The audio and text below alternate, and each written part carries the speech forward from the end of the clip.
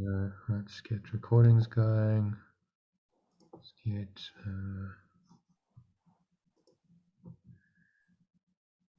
YouTube.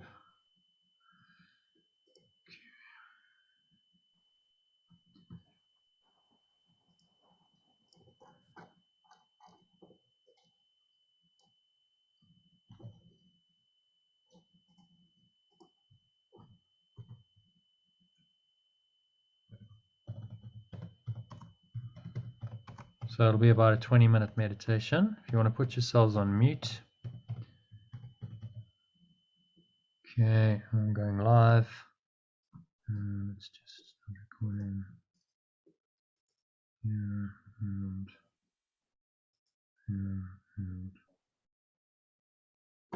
Okay, so welcome everyone to this evening session. Thanks for joining. So yeah, just to start with, we'll do a little meditation, I think. So just making yourself comfortable, sitting with your feet shoulder width apart, back straight, cup your hands in your lap, close your eyes, and start off with a nice deep breath in through the nose. Breathing into the lower stomach, noticing how the stomach rises, chest rises. Subtle flow of air in through the nostrils. You clench your sphincter muscle, which is the muscle you use to contract the flow of urine or squeeze the last drops out. This locks the energy in, and you feel this kind of warm, tingling wave of energy rising up the spine into your heart center. And put one hand on your heart just to connect in with your heart space. Bring your attention fully into the present moment by connecting with your heart space and drawing the energy up the spine to the crown of your head with the breath, pausing at the top of the inhale. Now just scan your mind, so noticing any thoughts and any emotions that you're holding on to, carrying from the day. Observe the thoughts, observe the emotion, observe sensation in the body. If there's any strong emotions, there's usually a sensation in the body. Just breathe into all of that. Like you're breathing light in. Maybe it's you visualize a golden or white light. Maybe it's just a sense of lightness coming into the body and the mind. The breath kind of creates this spacious awareness. A nice deep breath in, just full maximal inhale breath. Just pause there. And whatever those thoughts and emotions are, it's going to apply this first idea for today. This is our first lesson for review from Workbook Lesson 82. That the light or the true awareness of the world brings peace to every mind through my forgiveness or letting go. The true awareness of the world brings peace to every mind through my letting go. Say to yourself, my letting go is the means by which the light or the true awareness of the world finds expression through me. My forgiveness or letting go is the means by which I become aware of this light of the world in me, this true awareness in me. My forgiveness or letting go is the means by which the world is healed together with myself. Let me then forgive or let go of the world that it may be healed along with me. So with that intention, just exhale and have a sense of letting go of this energy that you're feeling, whatever that dark, contracted, constricted, limiting energy felt like. You just let it go into the nothingness that it really is, blowing it all away. with the breeze of your breath into the nothingness. Just dropping it all, surrendering it all.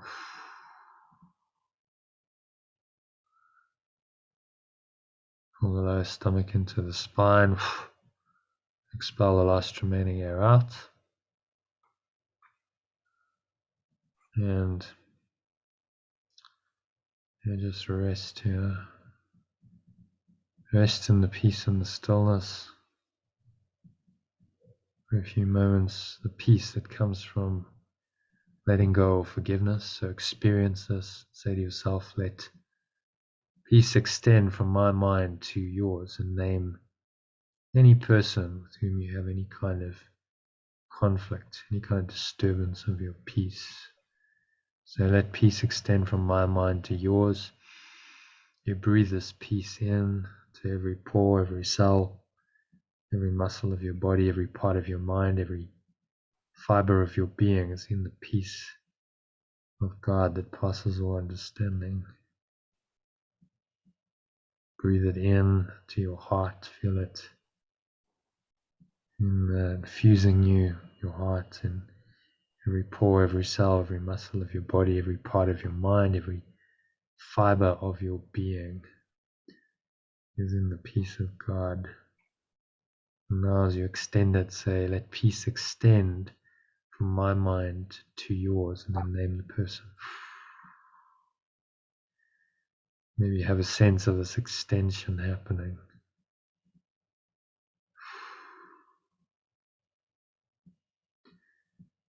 Blowing it all away, letting it all go to the breeze of your breath. With the breeze of your breath into the nothingness that it really is. Pull the lower stomach into the spine.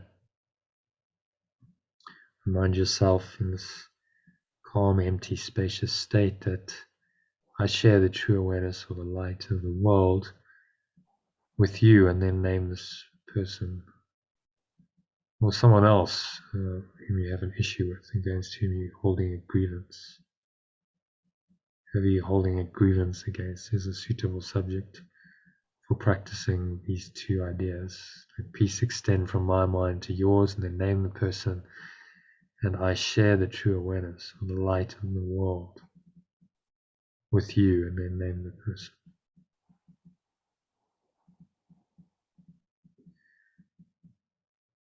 And say to yourself, through my letting go or forgiveness, I can perceive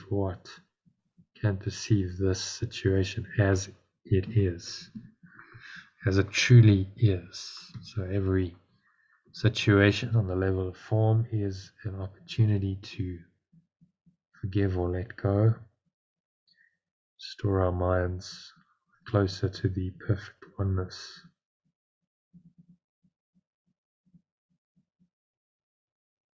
There's nowhere else to go, there's nothing else to do. Just right now, fulfill your function.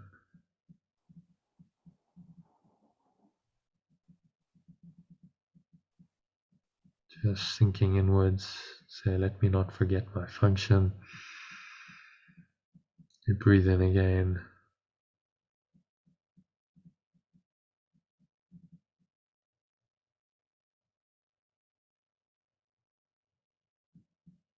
So remind yourself as you breathe in again that you don't want to forget your function. Let me not forget my function, which is to forgive or let go whatever's disturbing your peace, and allow peace to restore itself to your awareness.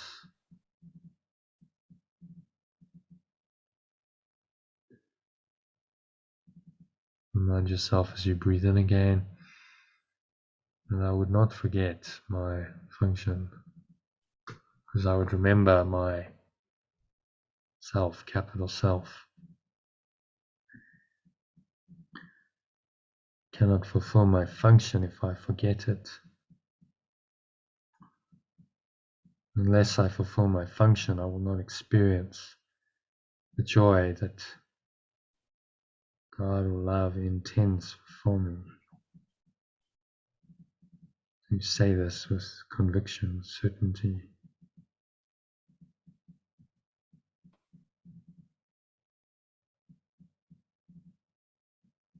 So just listen to these words and it'll help you breathe in again, nice deep breath in, saying, I would not forget my function,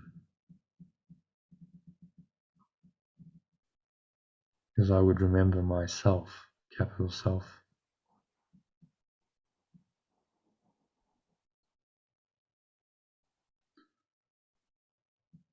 So remind yourself, I would not forget my function. Breathe that into every pore, every cell, every muscle of your body, every fiber of your being.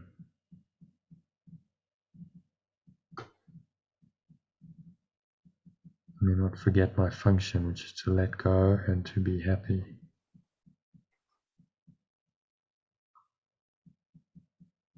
Feel that happiness enveloping you. Happiness that comes from your true self.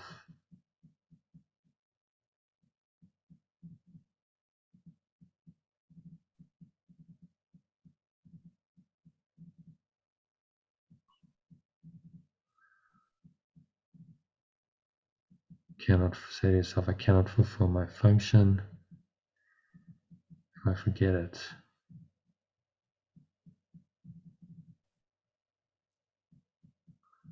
Seems to be self-evident, but too often this is what we try, attempt, and we fail to do this in our lives.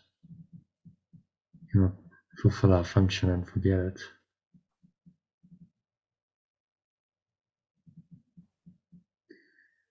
Remind yourself, unless I fulfill my function, I will not experience the joy that God or perfect love or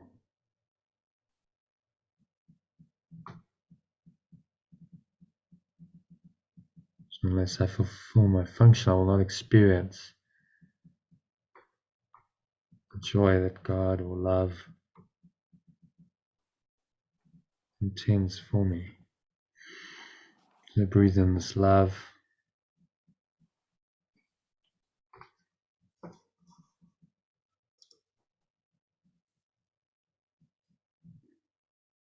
And it will go.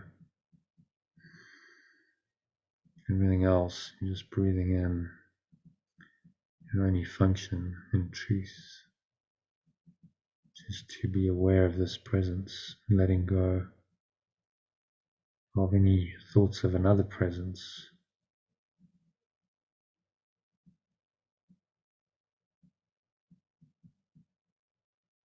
So ultimately denies everything else. And only this presence, only the function it gives you becomes true and real.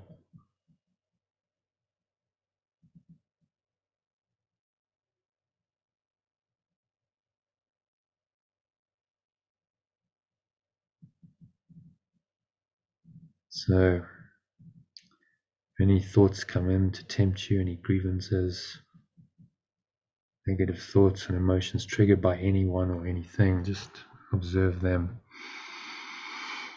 Breathe into them again. So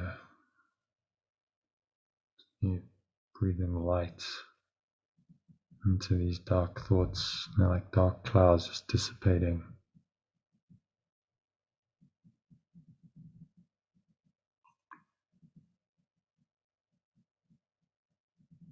Say to the person or people involved in your grievances, let me not use this to hide my function from me. Let me not use this situation as I currently see it to hide my function from me. I would use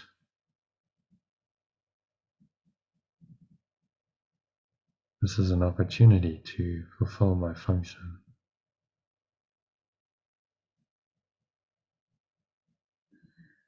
This may threaten my ego.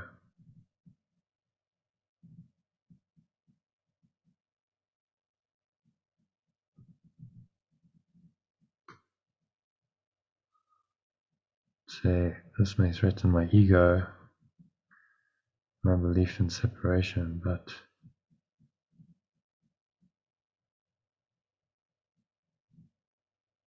this cannot change my function in any way. My ego, which is just my belief in separation, is an independent thought system.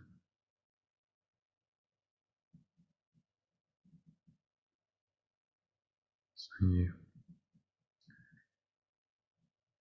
can let go of whatever your ego's interpretation of your function is going to give you all kinds of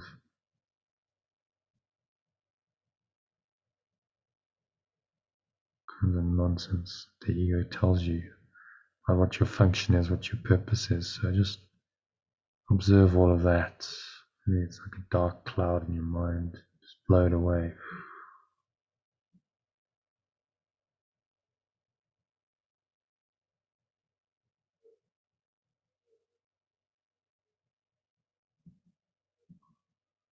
And slip into the peace that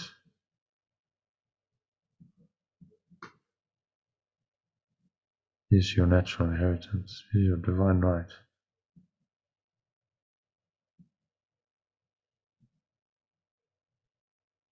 And just sink inwards. A couple of minutes to close the meditation. A couple of minutes of deep silence. There's nowhere else to go, nothing else to do.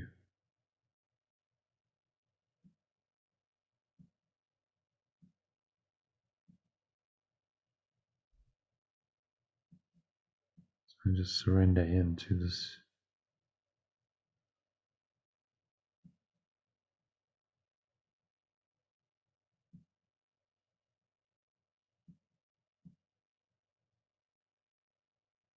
so nowhere else to go, nothing else to do, nothing else to think about. Just remind yourself, do you not want to forget your function?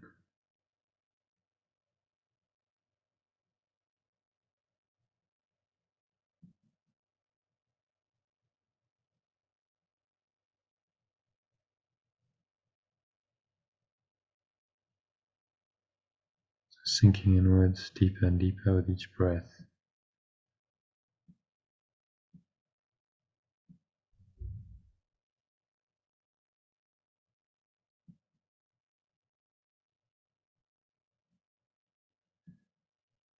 So nowhere else to go, nothing else to do.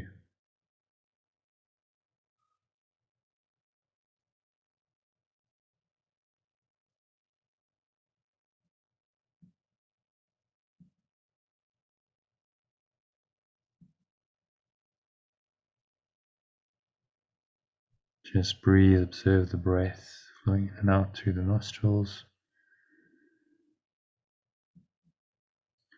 And just focus 100% attention on that.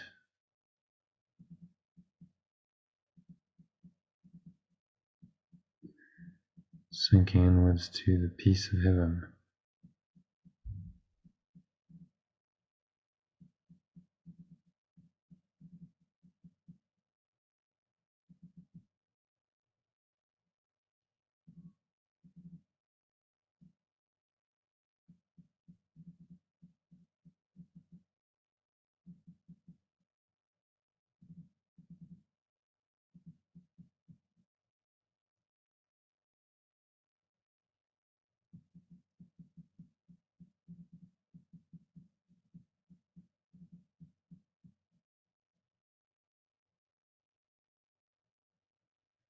Any thoughts arise, anything that's disturbing to your peace, negative, attractive, constrictive, just observe them and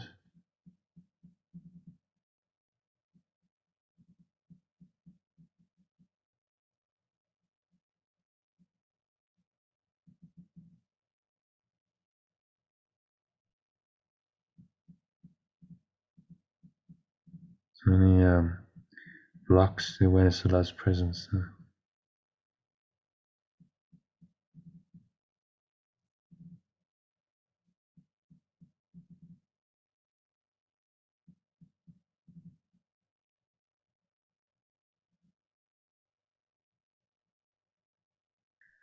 Just blow away all other functions, blow away the dark clouds to the nothingness that they really are.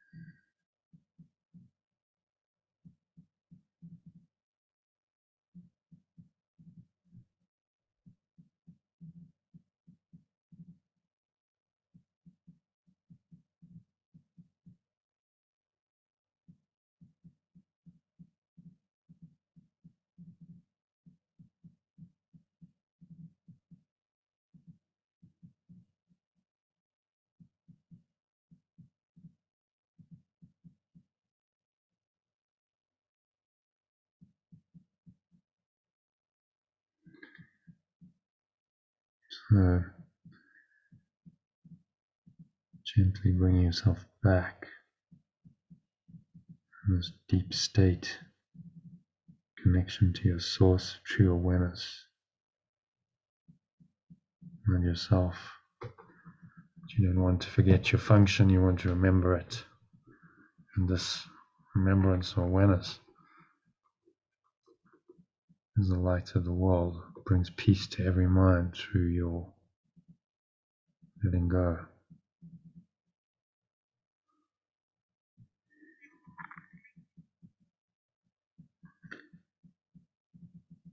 So on the count of 3, you're going to open your eyes. And 1, starting off with a deep breath in again.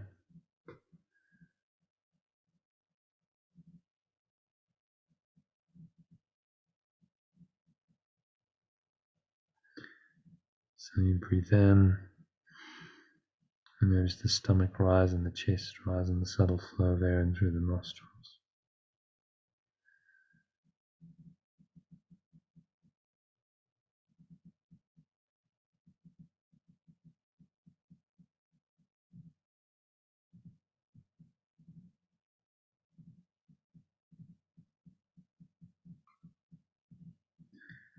You scan your mind, you notice any thoughts, any emotions going on, anything that's at all disturbing. Remind yourself that true awareness, or the light of the world, brings peace to every mind through my forgiveness or letting go. And this is my only function, to forgive or to let go. So exhale.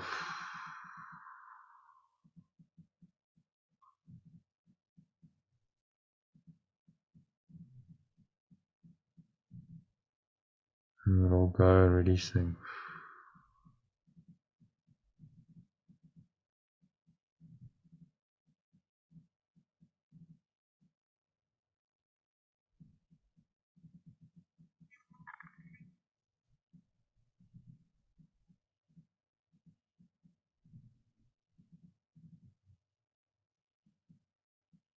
So noticing whatever thoughts and emotions are going on, but without any judgment. You can just observe them. Remind yourself your true function is to let go of anything that disturbs your peace. Let me not forget my function. So exhale, breath, letting it go to the nothingness it really is. Feel the energy subsiding back down from the crown of your head, down the front channel of your body, coming to rest in your lower stomach and your groin. So on the count of 2, notice the weight of your body pressing down into the chair. feet touching the ground. Notice what you're feeling, your hands touching. Maybe as you breathe in, on the count of 2, there's a subtle taste in your mouth, maybe a smell in your nose. Notice that. And notice what you're hearing in the surrounding environment. Just noticing all these things in this very still, calm and surrendered state. Not judgment, not interpretation. Your mind is very quiet and calm. So just notice that. Observe the state of mind and anchor it in for the rest of the session. To help you do that, just keep some awareness on your breathing as we go. So just to keep you connected to this lovely peace and stillness. And that will carry us through the text reading. So on the count of 3, just open your eyes and just take a moment to look around.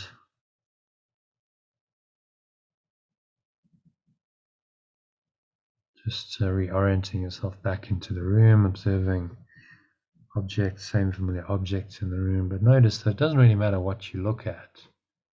That your eyes just roam pretty randomly from one object to another, from one person to another, body to another. Your underlying awareness, this peaceful awareness, is still the same, unaffected by your perception. So you're learning that this is your true awareness, that only this awareness really exists, and all the other thoughts and emotions that you have are just part of an illusion in your mind that you've invented to give yourself the illusion of a separate self living in a seemingly external world. So that brings us to the end of the meditation. So we'll go into our text reading today. If everyone wants to unmute themselves, and we'll take a little look at the text, I think. And as we go, as I said, we'll just do a little translation. So I just copy and paste, and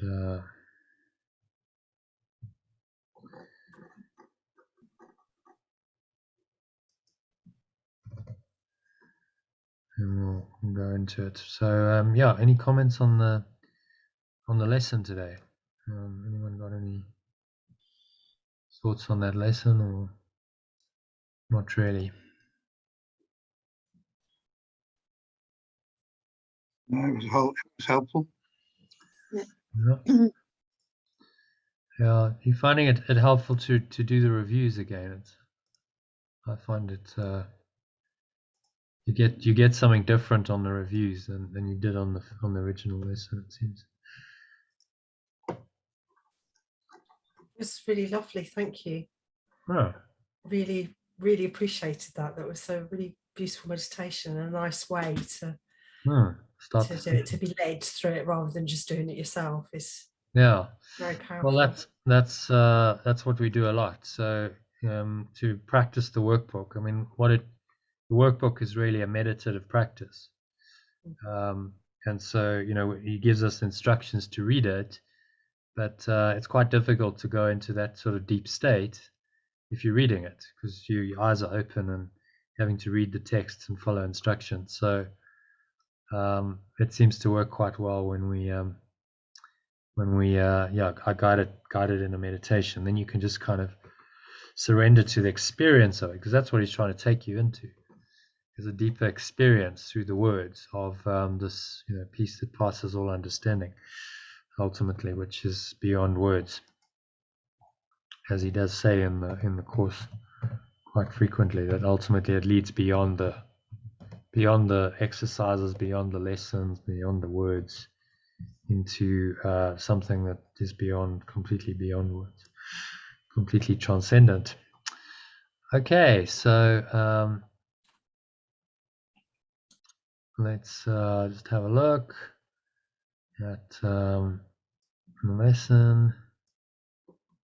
So what we do, just for Sally and Yad, is we just have a little read.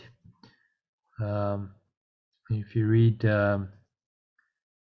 first paragraph, so read the original, and then we go into translating it, and as you'll pick it up, we've got a alternative language for some of these terms, and then we just do the translation, and I do it as we go, so that we're actually creating the translation. So the document is then finished by the end of the session, and we have it available for for the next iteration. When we come around to this again, it's the translation's then done. So yeah, let's ask someone exists. Let's ask John or Sue to kick it off. Just lead the way for us. If you want to read paragraph 1, and this one is called The Inheritance of God's Son. So you know, it's if you want to follow on in your book, it's section 4 of chapter 11. Okay, so John, you want to read paragraph 1 for us? Yeah, or let's start with the title, The Inheritance of God's Son. Yeah, so a bit of translation there. How would you translate that? Well, I'm seeing inheritance as being the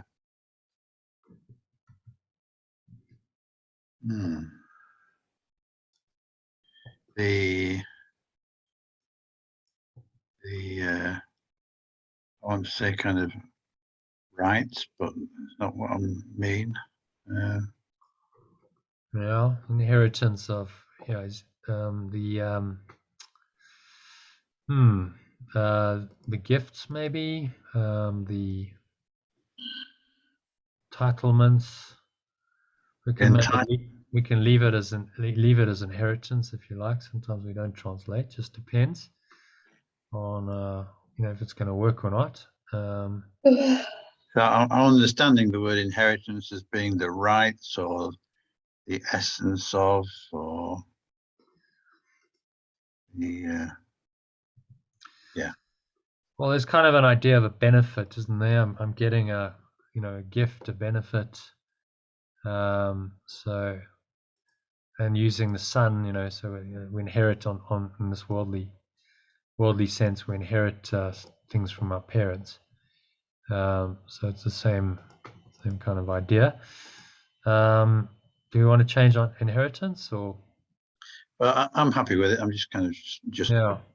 pondering it. I can't think of a better word actually at the moment. So sometimes it is what it is. So inheritance, but then God's Son is we call God's Son love's extension.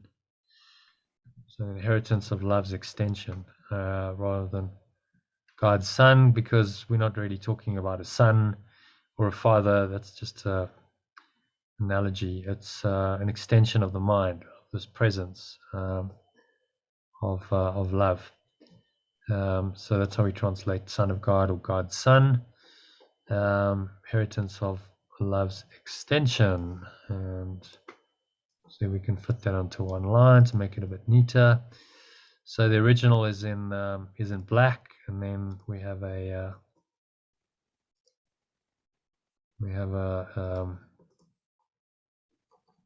translation is in grey. So you want to start off with number 1? I'll never forget that the extension of love is salvation. Yeah, read it through fully. Read it as it is. Never forget that the sonship is your salvation, for the sonship is yourself. As God's creation, it is yours, and belonging to you, it is his. Yourself does not need salvation, but your mind needs to learn what salvation is. You are not saved from anything, but you are saved for glory. Glory is your inheritance given you by your Creator that you might extend it. Yet if you hate part of yourself, all your understanding is lost, because you are looking on what God created as yourself without love.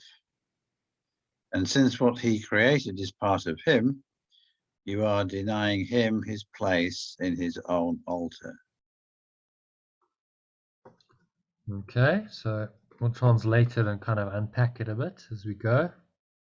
So I'm going to go for, never forget that the extension of love is your salvation. And perfect love is your, and salvation is your? Yeah. Awakening, says. Yeah.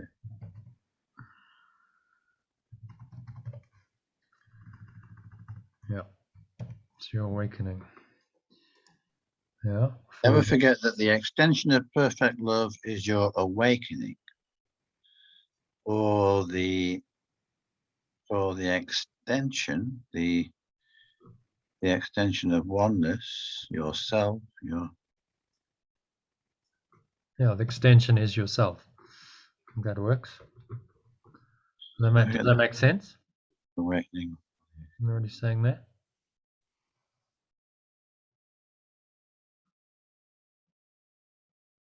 Never forget the extension of perfect love is your awakening, or the extension is yourself. Yeah, does that make sense? I'm not sure it does really. Yeah, so you're the extension of perfect love, and that this is your salvation, sonship. Sonship is your salvation. Is your awakening for the extension. Sonship is yourself. So we can't really translate it as extensionship because that doesn't really work. Extension is yourself. So what he's saying really is that the sonship, being the kind of extension of this mind of God or perfect love, will wake you up to your true self. When you see that this extension is the extension of perfect love, then you see yourself in that extension, and that is your awakening to who you really are.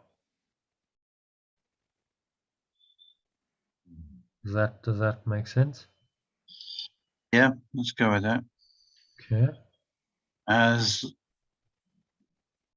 source's creation. Yeah. Should we try perfect love? We could use source. Yeah. Let's see what works in the context of the sentence. Perfect love's creation, it is yours. Belonging to you, it is his. It is its. I've got these its coming in again. It is its, yeah. Sometimes I get a lot of its. So let's talk about creation. Creation is what?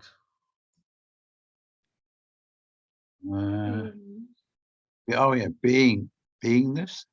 No, in this context, it's actually extension. Yeah. Perfect loves, because creation is the extension of the source.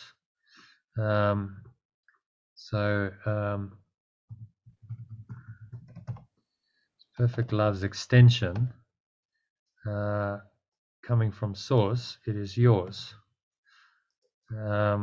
because you are extended from source. Could actually use source there. Source's extension, or as the source of perfect love's extension. Yeah. Want to add it in, clarify it a bit. Does that work? Yeah, I think I'll agree. Yeah, source perfect love. Belonging to you, it is its. Yeah, belonging to you. Of it. maybe he's referring to the extension. So it is it. It doesn't really work. Use it. So the extension instead of it is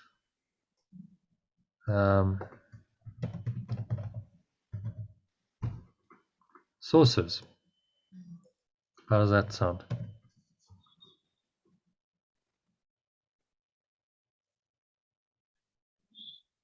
Want to read that again? That sentence?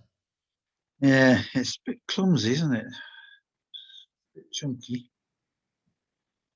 Okay, we'll read it and see if we can improve it. The source of perfect love's extension, it is yours and belonging to you.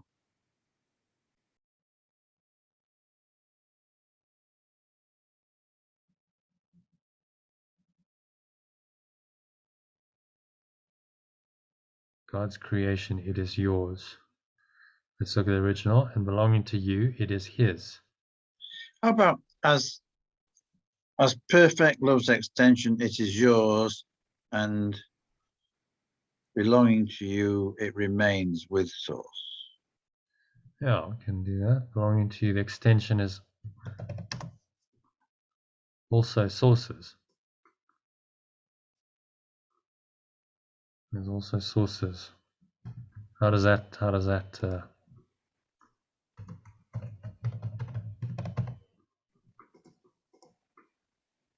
Well, I guess that's what it's saying. Yeah. it is saying? Maybe we'll go it.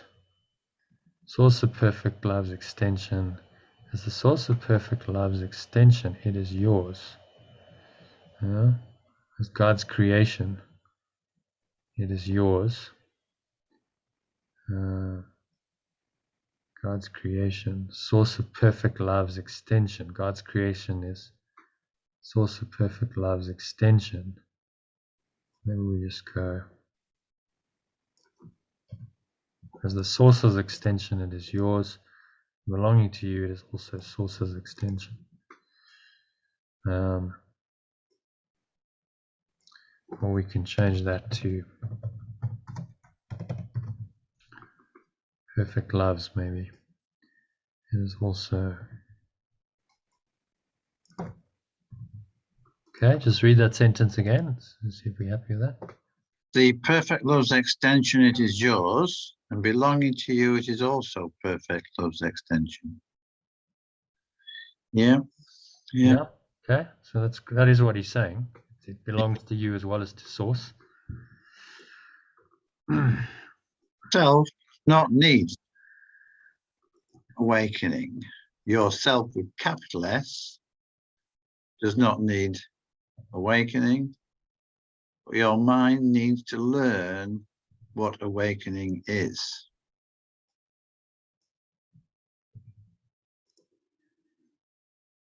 So it's using the word self here as in your essence does not need awakening, but your mind, which is more equated to what we are. So how about we translate mind as limited awareness? Yourself does not need awakening, but your limited awareness needs to learn what awakening. Yeah, with that kind of works. And then what it's saying. I mean, what it's saying in essence is that within our real selves, we don't need awakening, but our worldly form, our limited awareness, does need to know, to learn what awakening is. Yeah. So our mind is, splits itself off from the self, has disidentified or disassociated itself from the self, and now we're in this limited awareness, the small mind, that needs to learn what awakening is in order to wake up from its slumber of believing that it's somehow separate from its source. And then in number 4 he goes on to this actually kind of validates our use of awakening. I think this particular sentence you'll see. Do you want to read it? You are not saved from anything, but you are saved for glory. So instead of salvation, I'm saved from something, we actually awaken to our glory. Yes. So the focus of awakening is waking up to from a bad dream, but waking up to reality, waking up to something glorious, rather than being saved from something dreadful, which I think is a better kind of focus. Okay. I don't think that needs any translation. No. Glory is your inheritance given you by your Creator, by your Source, that you might extend it. And there he actually uses the word extension, you see. So that's quite synonymous with creation. But he also uses creation in the sense of beingness. So you just have to know what sense he's using it and then translate accordingly. Yet if you hate part of yourself, all your understanding is lost, because you are looking on what source. Well, remember what God is. What's our translation for God? And what love, pure, perfect love. Well, what we decided. Did you miss yesterday? I think you missed yesterday's session. Instead of perfect love or pure formless awareness, how about what pure formless awareness or perfect love? That's what God is. It's the pure formless awareness of perfect love. Okay. And you get 5 powerful words in there that kind of have a rhythm. So as you read this, the course is beautiful to read. It's like pure formless awareness of perfect love. That's what it is. So it's the pure formless awareness of perfect love. And you keep repeating that. That's the name of God that takes you into that state. That's the idea. As you say it, brings that pure formless awareness of perfect love into your mind. Yeah. Okay, and Sue's just going to take over, hopefully, for a second. Or sorry, pop to the loo. Or somebody else. What? You don't want to? Okay, we're only one sentence from finishing. It's obviously an emergency. So, Sue, do you want to do? Can I ask a question? Yeah, sure. So how I've been seeing it is that the ego doesn't want to believe any of this. It doesn't want to believe in love. So is it a case of making the ego believe it, or is it a case of switching into the new awareness? Well, the ego by definition won't believe it, because the ego is the belief in separation. That's how we define it. If he has ego later on, he might use the ego some way. Sometimes he does. Ego is just a belief in separation. You cannot believe in perfect oneness or perfect love and in separation at the same time. They are mutually exclusive beliefs. They contradict each other. So the ego is just a belief system. You must let go of the belief in order to allow the truth to dawn in your mind. So the ego has to be undone. Simply means you don't believe in it anymore. It's that simple. It's the undoing of that belief. You no longer believe it in any way, shape, or form. And when you no longer believe it, well, all that's going to be left is the pure formless awareness of perfect love, with no belief in separation remaining in your mind. So it's just the undoing of an existing belief system. The ego has it's not really an entity even. It's not an identity. It's just a belief that has no truth, has no validity at all. But are we not using that part of ourselves to change the words and to make sense? Are we not using our belief system, our viewpoint of the world to change the words that match what we believe in? And the belief is the ego. Oh, yeah, go around the houses there. It just doesn't. It's like you're going through a filter that doesn't want to go through the filter. Yeah, so the ego's got huge resistance to this because it's it's a deep-seated, entrenched belief in itself as true and real, as that this idea of separation, which gave birth to it, is reality. Maybe I'm just going to show you with permission, because you'll be very familiar with this, other people, but Sally's probably never seen this, neither has Yad. So we have a little diagram. This is actually based on teachings of Kenneth Wapnick, who's one of the original teachers of the course. You're probably familiar with him. And I listened to a talk of his where he talked about this descent into hell, and then just kind of drew it out in a diagram. So it makes it quite clear what the ego is from the diagram. It's a thought of separation, right? But the thought itself wasn't the big problem. The problem is we believed in it. That's the problem. So by desiring that thought, we started to believe in it, and we created this ego. It's also known as the universal mind, Satan. I must actually put in belief in separation here. But that's all it is. It's a belief.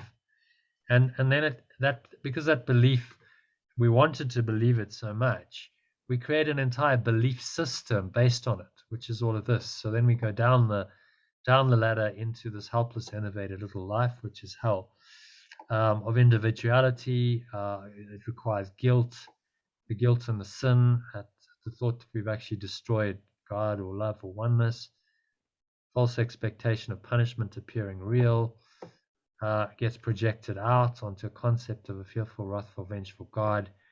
And now we play these games of accusation, blame, and attack continuously, because we believe that this idea of separation is the truth and it's real. And Jesus is simply trying to teach us that the thought of separation and any belief in it is not real.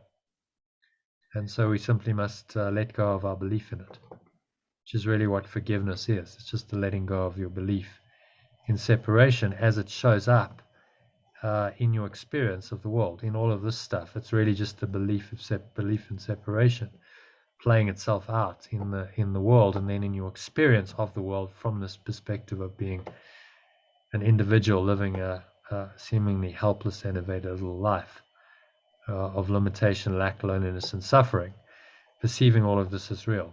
So our forgiveness or letting go simply undoes our belief in all of this. Okay, does that sort of answer your question, Sally? Or? Yeah, that's fine. Yeah. So it's a very deep-seated belief, and we just need to, through this process of mind training he's given us, it's the undoing every time you read something like this. So what's translating the words for you is not the ego. This is the Holy Spirit, which is the awareness of oneness. So God, love, oneness. The Holy Spirit is how we interpret the dream from the perspective of oneness. That's all the Holy Spirit is. It's a reinterpretation of everything we perceive in this world, coming from the perspective of oneness. And so that takes us back to the idea of oneness. It takes us out of the thought system of separation and back to oneness, and it helps us reinterpret the dream from this perspective of oneness, which is then the miracle. As that happens, we change our perception, and we might change our behavior, our actions and our behavior as well. That becomes the miracle of the Holy Spirit inspiring us to think and speak and act in more helpful ways. It's really just the dropping of the belief. That's all we're trying to do here. It has no existence in itself. It's just you believe in it, and so that belief is what gives it the existence and the seeming power. Forgiveness is just the process of letting go of that belief systematically as it shows up in our experience of the world, which it does. This whole system that you see here was miscreated from the belief in separation. It's all a consequence of that tiny mad idea, as Jesus puts it. Of course, a tiny mad idea of separation, but believed in. That was the problem. If we'd simply got, nah, that idea is just really not true, it's ridiculous, we won't believe in it, well, that would have been the Holy Spirit's immediate reinterpretation of the thought, and the thought would have gone nowhere. would have just disappeared. But we believed in it.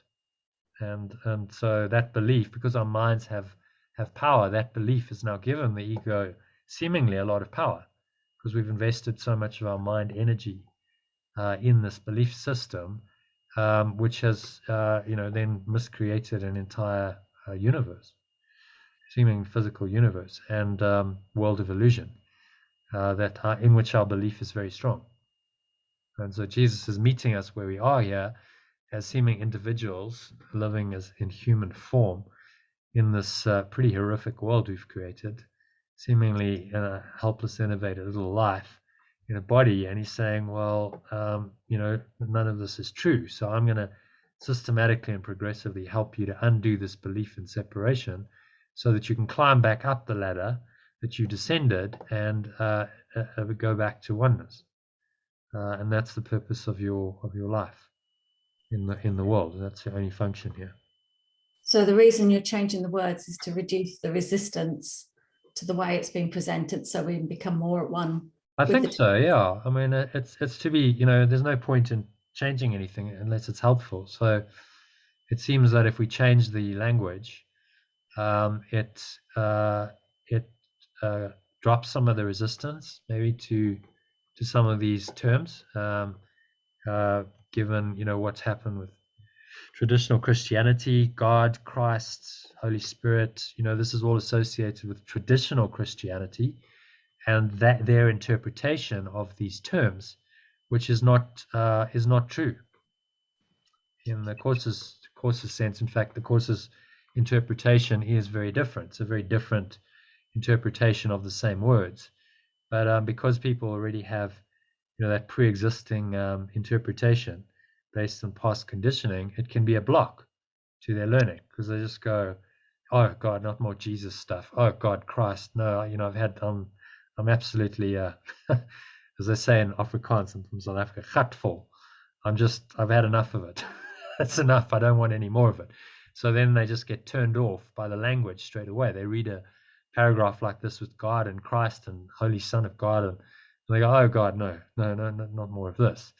Whereas if it's changed to an alternative language, which we'll do, then suddenly it takes on a different meaning. Oh, well, actually, these are just pointers. The terms are pointing you to aspects of your mind, which you can call other things. That's really what he's doing.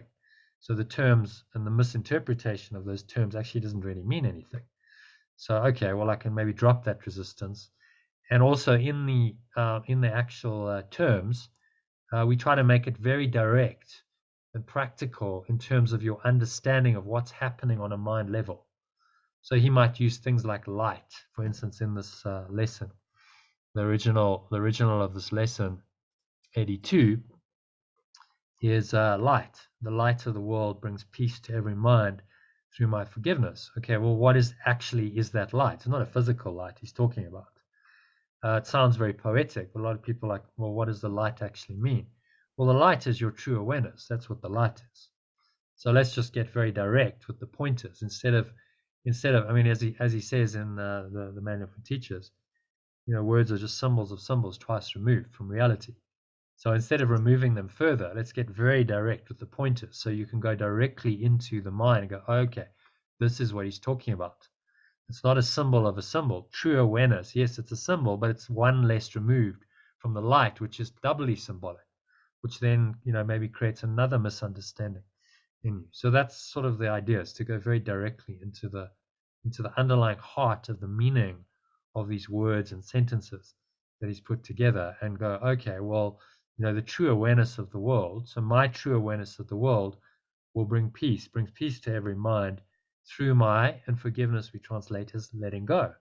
So very practical, because what does forgiveness mean again? A lot of people don't really know what forgiveness means. People who've studied the Course for many years don't really know what forgiveness means. So what does it actually mean? Well, it means letting go of your own negative thoughts and emotions. That's what it means in a nutshell. So let's just get very direct with the language and say, well, it's letting go of my own thoughts and emotions. It's got nothing to do with anyone else. If I can let those go or drop them, then I'm free. And if I hold on to them, then I'm not. irrespective of what anyone else is saying or doing. It's my ability to let go of the thoughts and emotions that are disturbing my peace that's relevant. So then it becomes a more direct. Just take that sentence, for example. So read number one, read the original, and then read the translation, and just feel into it and see how that works for you. The light of the world brings peace to every mind through my forgiveness. Okay, and then this one. The true awareness of the world brings peace to every mind through my letting go. Yeah, it feels different. Softer, easier to digest. Yeah, that's the whole point, So it's like, yes, okay, that just kind of sits better. There's maybe a more understanding, a deeper insight. Something else happens, and then you've got both. So we're saying, oh, look, fine, read the original, and then read the translation, and go, oh, okay, that kind of changes it a bit. That does something else, and then there's a bit of a shift. This is all mind training. So then, oh, okay, I just shifted my awareness a little bit in that reading the one and then reading the other. Whereas if you don't have the translation, you just have the original, and that the original is powerful on its own. You can get something certainly out of the light of the world brings peace to every mind through my forgiveness. But in the reinterpretation, maybe you just get something else, and then read this. It's a short paragraph, so with the permission of everyone else, read that just from sentence 2 to sentence 4, end of sentence 5, sorry, and then read the translation, and again, just feel into that, see how it works. My forgiveness is the means by which the light of the world finds expression through me. My forgiveness is the means by which I become aware of the light in the world in me. My forgiveness is the means by which the world is healed together with myself. Let me be, then forgive the world. Let me then forgive the world, that it may be healed along with me. Okay. So then read the translation. My letting go is the means by which the true awareness of the world finds expression through me. By letting go is the means by which I become aware of the true awareness of the world in me. By letting go is the means by which the world is healed together with myself.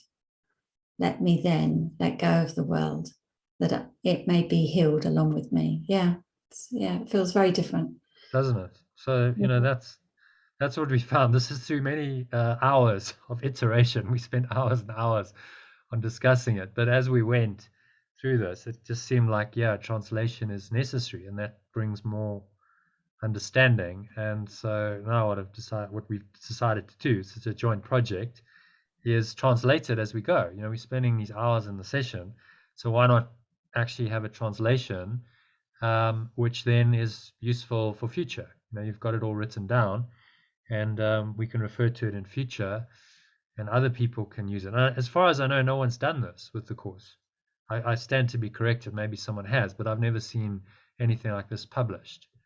So, well, why not? Someone needs to do it.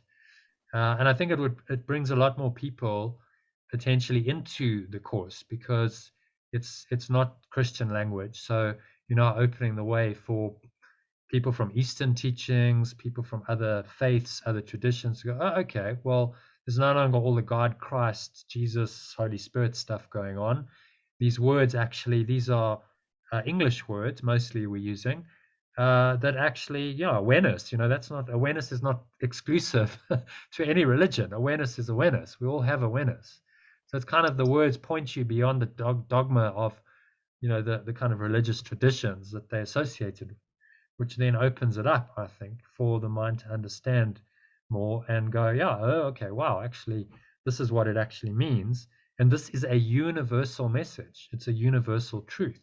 This truth is in every single religion, every single spiritual teaching, just stated in different ways, different language, different terminology. So we're just creating another terminology that hopefully allows people to really just get more out of this amazing work and make it more understandable. Because, have you tried reading the text yourself? Yeah. You probably struggled with it, I'm imagining. Yeah. And you just went, I'm not really penetrating through this quite dense. You know, this for the sonship is yourself, God's creation. It is yours and belonging to you. It is His. Wow, there's its and His and your. I mean, the language is a bit of a minefield. So then people are like, well, what is he talking about? It is His creation. It is yours. Is he talking about creation here? Is he talking? What is he talking about? What's the it? Who's the it? And so it requires some, you know, some unpacking, which is what we're doing here, and trying to make it, you know, yeah, a bit more explainable, so understandable. Thank you. Yeah, my pleasure. Okay, so where were we? Number just number 7 needs some translation, John, and then I'll ask you to read the whole paragraph. Since what he created is part of him, and since what it created is part of itself, you are where's it gone? You are denying it its place in its own altar. Blimey, what is altar? Yeah, we have a. I think we need. It gets too itty here. I think we need some proper noun here. Since what pure formless awareness of perfect love. So that's our name for God. So we'll stick that in there because that's what it's referring to. Capitalized him as what pure formless awareness of perfect love. And created would be extend. Yeah. Extended instead of created is part of it. You are denying it. You are denying. Just check, yeah, part of him. You're denying him his place in his own altar. You're denying it, yeah. So this awareness, pure formless awareness, its place in its own altar. How do we translate altar? Do you remember? I can't remember. I'll give you a clue. It begins with an F. F. Foundation. Yeah.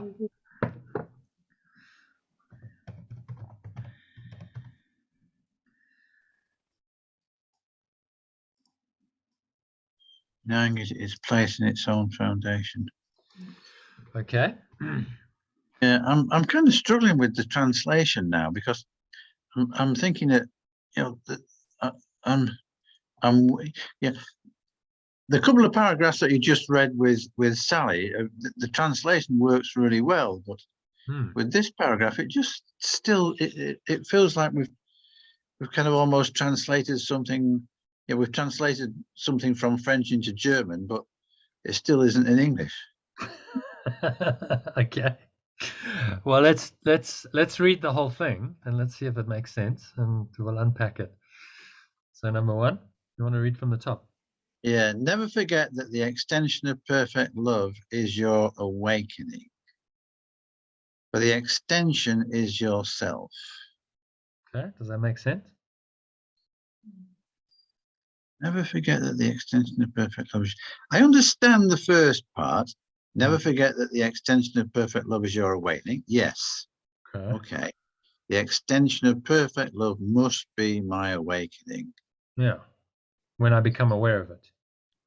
When I become aware of it. For the extension, which is sonship, which is extension of perfect love. So you are the extension of perfect love, and that extension of perfect love is yourself, i.e., you are love. You are perfect love. I mean, I understand it. Yeah. Okay, so happy with number 1? Yeah. Okay. As perfect love's extension, it is yours. Okay. As perfect love's extension, it is yours and belonging to you. Okay. I think that needs a capital there, because he's referring to the same extension, which he capitalizes sometimes. So sometimes they get the capitalization wrong. And I think what it's saying here is, as an extension of God, I'm going back to the original there, as the extension of God, it is yours, and belonging to you, it is also his. Yeah. And really, this is a complicated way of saying it's all one. Yeah. Love is yeah, love is exactly. love. Yeah. Right? Yeah. This awareness, perfect love is perfect love is perfect love. So it's you, it's your source, and you and your source are one, and it's all one. Belonging to you, it is also your sources. It's also perfect loves. And that's what he's trying to say. And he's saying it in, these so many different ways that it kind of twists your mind a bit. But as perfect love's extension, it is yours, because that's what he said. You just are. It's yourself. And belonging to you, so this extension belongs to you, love belongs to you, belonging to you, it is also its own. It is also perfect love's extension. But we could translate that. Your mind, it is yours, and belonging to you, it is his. So belonging to you, it is also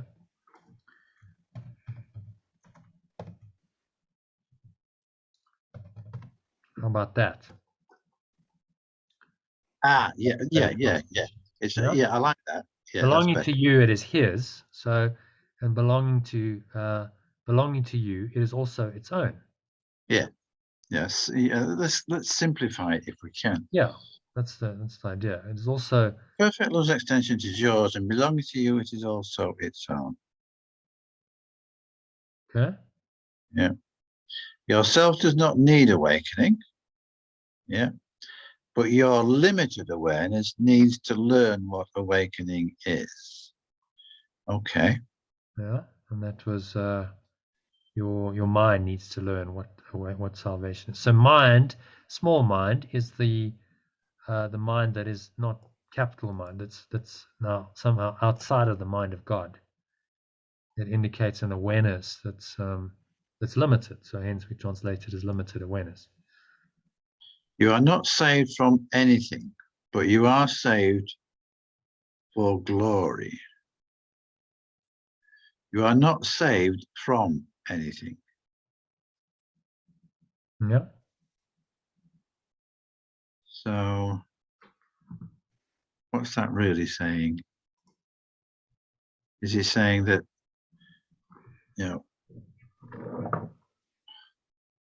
you are saved for glory? Mm. Well, he's getting us to try and focus more on the positive.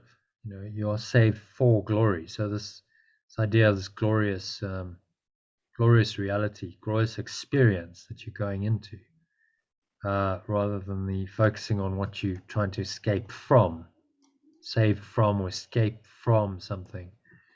But you are saved for glory. So you're going into this transcendent state of which he calls glory, and not focusing so much on what you're leaving behind. That's how I interpret it. Okay. Well, now you've explained that, it makes sense. Yeah, and so the reason why we use awakening rather than salvation is because the focus of awakening is what you're awakening to, rather than on what you're being saved from, where salvation is, I'm being saved from something. See, so this is kind of what he's saying in this sentence. Sort of justifies our use of the word awakening, I'd say. You're not saved from anything, but you are, how about we say, awakened to? I think that's much better.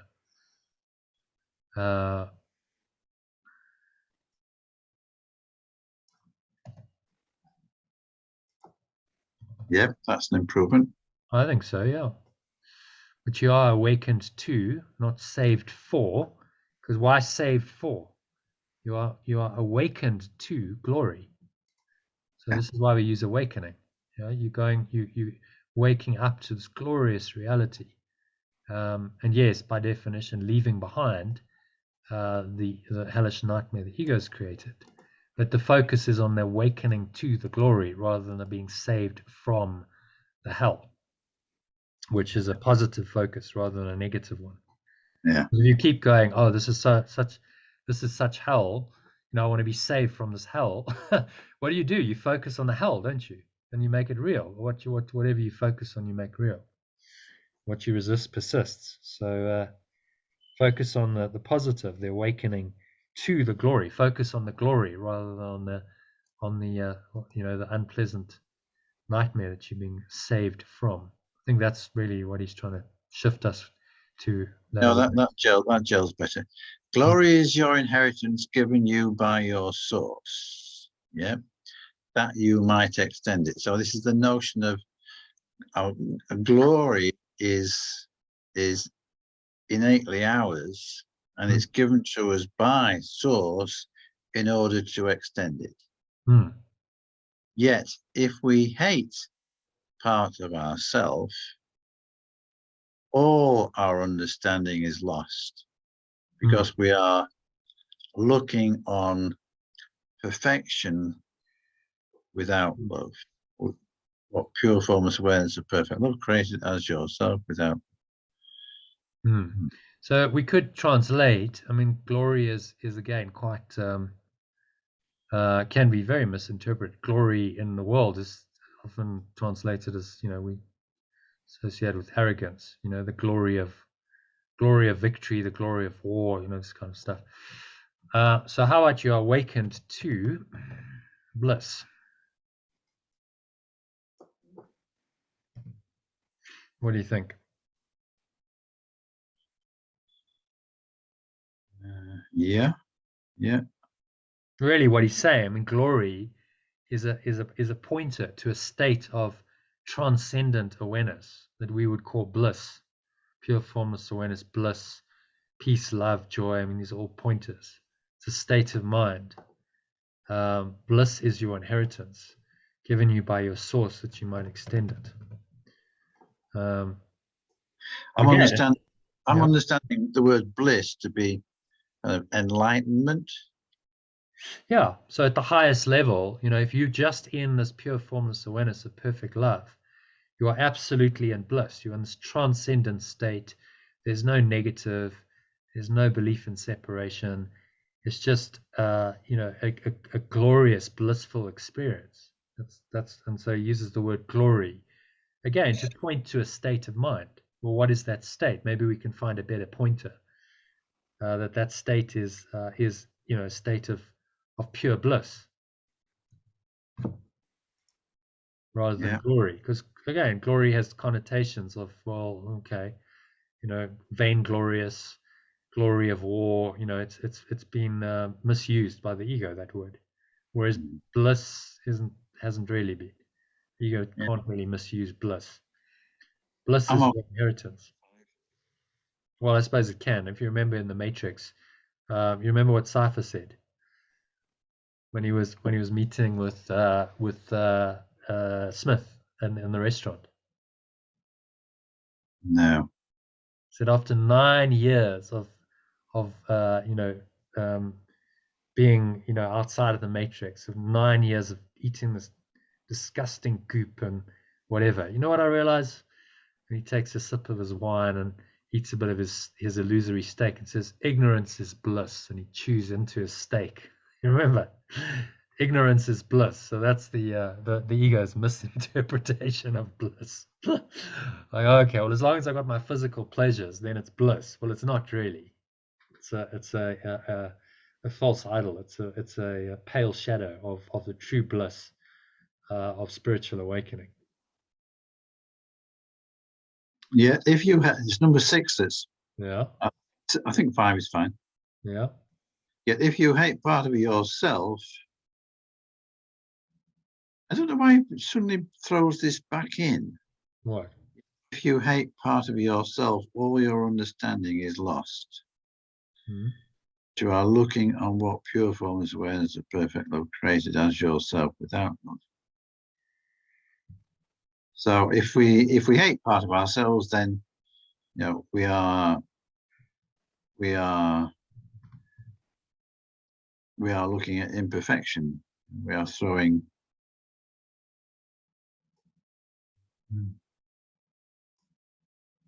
if we see part of ourselves as impure, then what we're seeing all of ourselves as impure. You're looking on what, perfect love extended as yourself without love, which is impossible. Because perfect love's extension must be love. The source creates like itself. It cannot do otherwise. So you must then be in a delusion. Not true. Okay, so happy with that? And I changed created to extended. Yeah. And since what pure formless awareness of perfect love extended is part of it, you are denying it its place in its own foundation.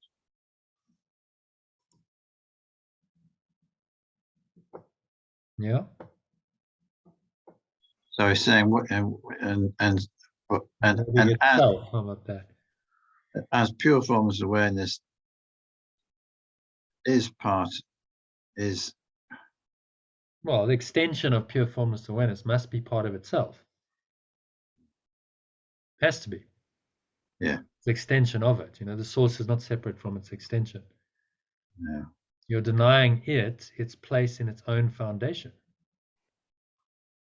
Okay, so by hating yourself, you are denying that. Yeah, you're denying the source of your awareness, its place in itself, because you are part of itself. You're an extension of itself. Yeah. You're denying it its own foundation, which can only be delusional. It can't really be denied. The source is the source is the source. It always has been, always will be. But in your mind, in your limited awareness, you think you've done this. You've somehow pulled it off, and you are separate from it, and you're denying it the awareness of itself through your own mind, denying it its place in its own foundation. There's a lot of it's going on, but so we could, if you want to change an it, see how that reads. Denying it.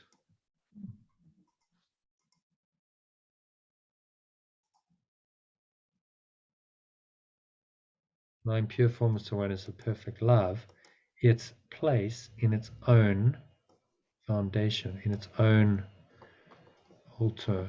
Okay, so maybe we can find something better for altar. What do you think? Its place in its own. Maybe there's a better word, yeah.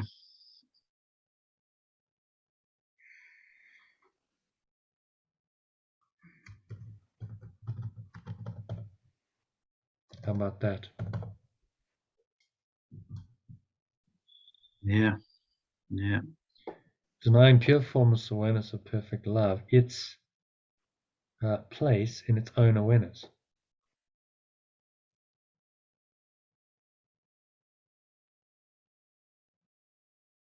Does that make sense?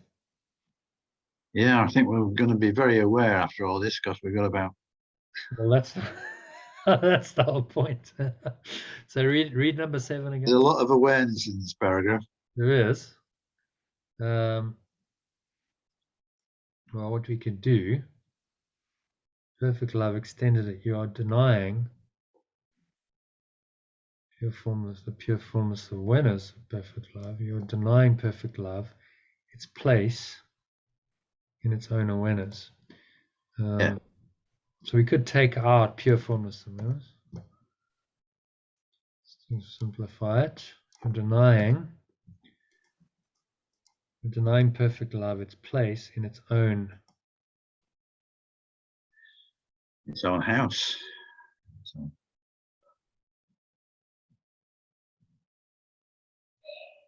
Denying it its place, maybe its distance. Denying its awareness in its own awareness. Denying its can't think of a better word for place, so we'll leave it. Denying it its place in its own awareness. Okay, does that make sense? Yeah. Its own awareness. Okay, happy with that. Number 1, paragraph 1. Do you want to give a little summary, John? What's he saying? I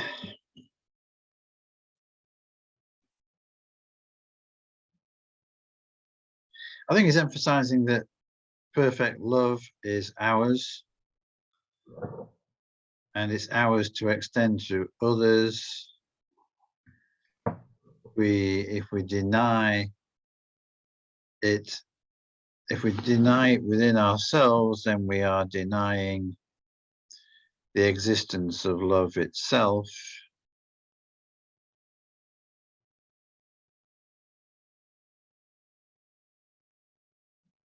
And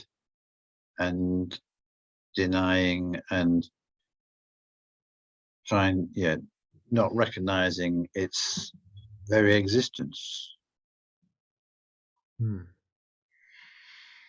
If you hate yourself and you're denying love its place in its own awareness, because your awareness is part of it. Yes, you are denying its very being. In its own awareness. So there's this kind of weird. I think what it's saying really is that love is ours. It's there for us. It will always be there for us. If we deny it in part, then we are denying effectively all of it, and we are denying the very essence of the beauty of love itself. Yeah, nice summary. And we deny ourselves our bliss. Bliss which is an inheritance. It comes from the self, identification of a self as love. Glory, or this transcendent experience of bliss is denied, and it's all a bit sad, really, to do that. Okay, happy with number 1. Happy with the translation. Any questions? Is this, Sally and Yad, is this kind of making sense to you? It makes complete sense. It's wonderful what you're doing. I tend to review the lessons because we meet once a week, and I've thought myself that it really does need translating. So it's wonderful that you're doing it. Yeah. Because it is just such old language that it's hard. It's not, never mind the God bits, but even just the way it's phrased is sometimes quite hard to understand, isn't it? Read this. I mean, is this not a bit of a mind bender? Exactly. Never forget that the sonship is your salvation, or the sonship is yourself. Okay, so what exactly is the sonship? As the God's creation, it is yours, and belonging to it is his. Oh, okay, now I'm getting confused with the its and the his, and which, the pronouns are like sometimes it's like it needs to be simplified. So you do a marvelous job. I do have to go though. I'm sorry, I didn't realize the call was going to be so late, and you can see you've got a bit more to do. So I thank you very much for letting me take part. I think it's absolutely wonderful. My pleasure. Yeah. Well, if you would, my invitation is open. You've had a little taste of it. If you'd like to join us for 3 weeks. You do this every day? Yeah. Do you do this every day? Yeah. For quite a long time. That's very dedicated. 6 days a week. We have 1 day off. Oh, we have 1 day off. Okay, that's wonderful. Thank you so much. Every day. So, and I send out some quotes and lessons and stuff on Telegram. So if you would like to receive those, send me your number, your mobile number, if you're on Telegram. I have a WhatsApp group as well, so I could also do it on WhatsApp. And I'll include you on that list, and you'll get some free stuff from me every day. Wonderful. With notifications about these daily events that we have. So you're most welcome to join us if you'd like. Okay, thank you very much. Thank you. Lovely to meet you all as well. All right. Hope to see you. Bye. Bye. Bye. Bye. Same for me. I think I'm just going to pop off because I got to walk the dog and stuff. So thank you very much. Totally say the same as Yad. That's fantastic work, really deep work. Yeah.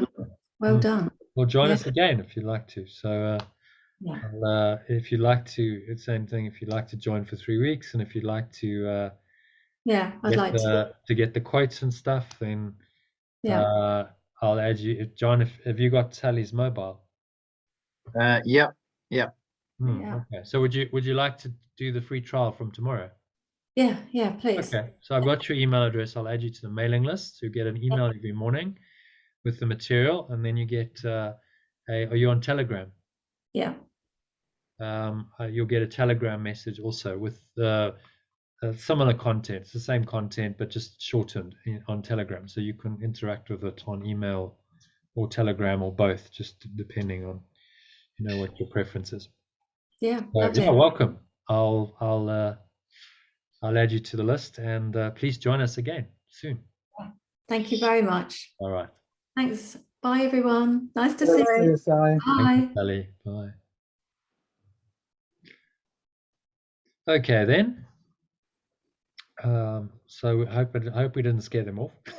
It's a bit of a dive in the deep end, but it's a difficult section to be looking at. It is actually quite a difficult one. This, so there's lots of terms that need to be translated. Whereas some of them are a bit easier. You've only got a few.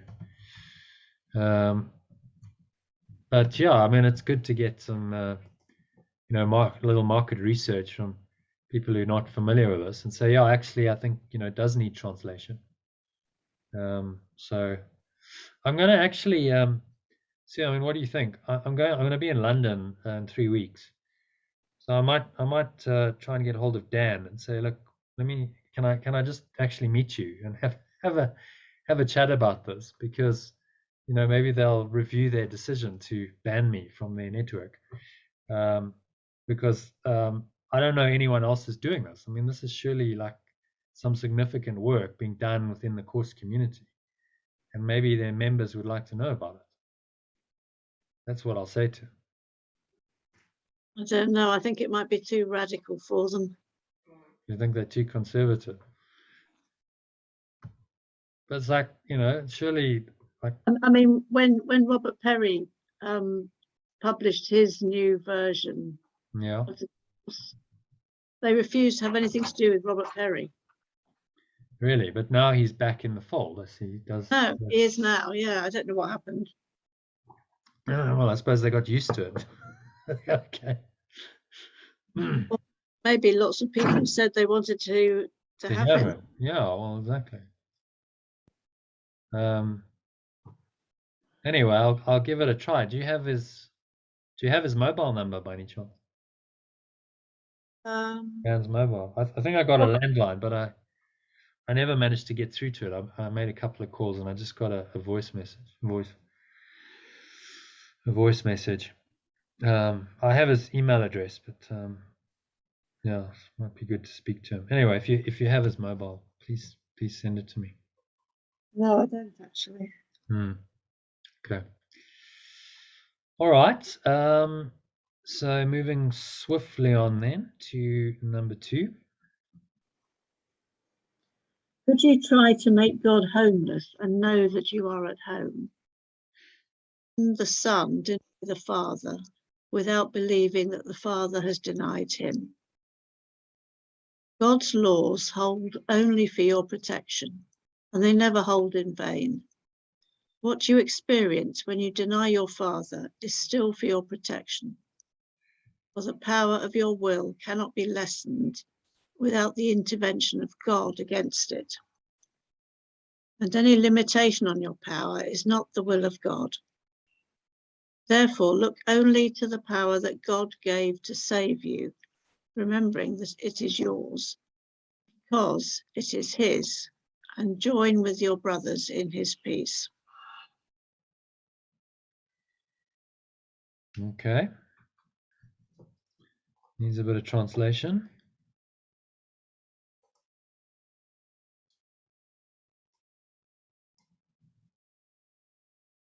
Could you try to make?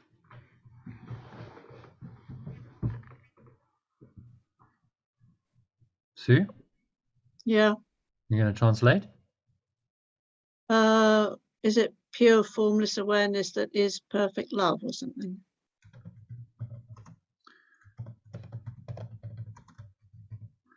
It's pure formless awareness of perfect love.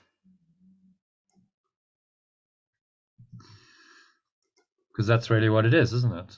It's an awareness, pure formless awareness of what we'd call perfect love.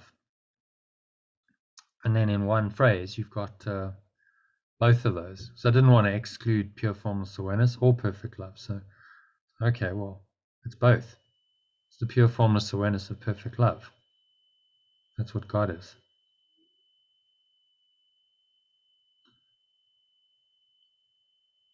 Okay? The formless awareness of perfect love, homeless, and know that you are at home.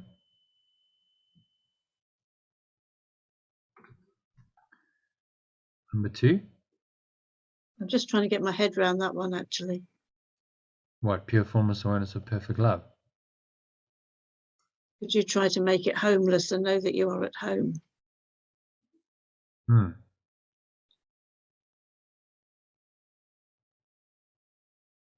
So we've tried to deny it, make it homeless, exclude it from our awareness, and know that we are at home. Well, no, we're not going to know we're home. We are at home if we've made this awareness homeless, because it's our true awareness. So in other words, if we deny it, then we feel like we are homeless. We feel like we've been abandoned. You cannot deny it and not feel abandoned by it, because that's how it works.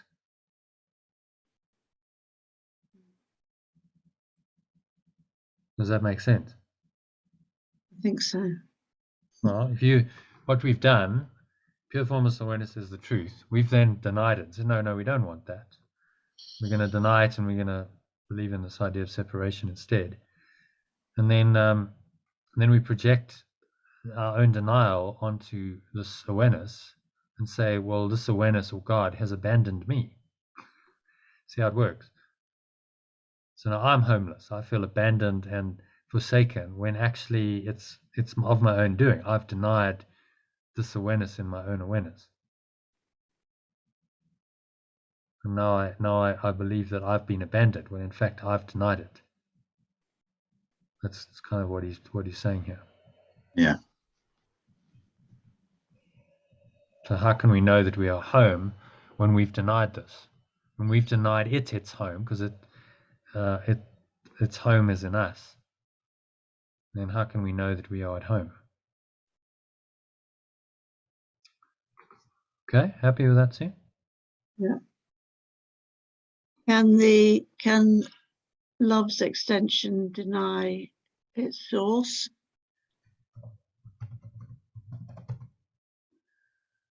Yeah, maybe love's extension. I quite like that.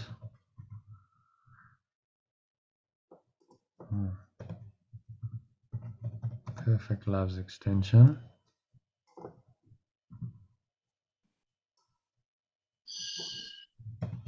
Deny the source. Without believing that the source has denied it.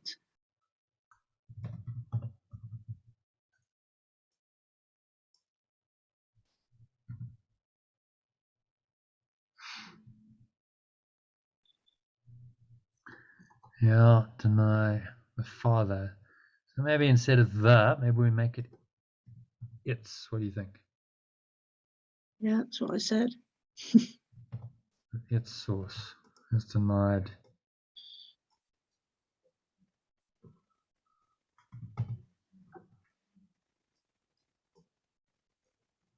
So he's made that into a him, referring to a person.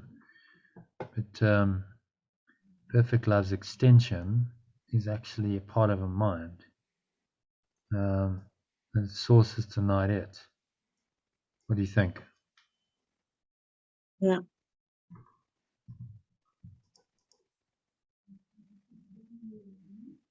God's laws. The laws of pure formless awareness.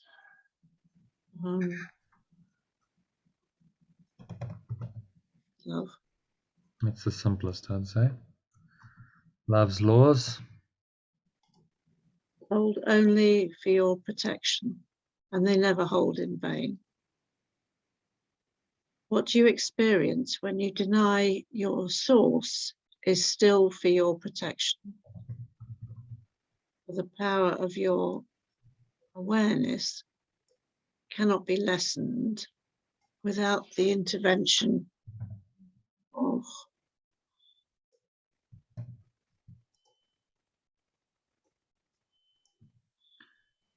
your formless awareness of perfect love against it.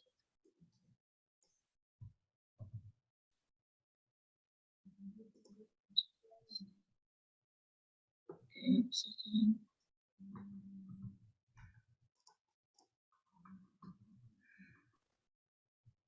and any limitation on your power is not the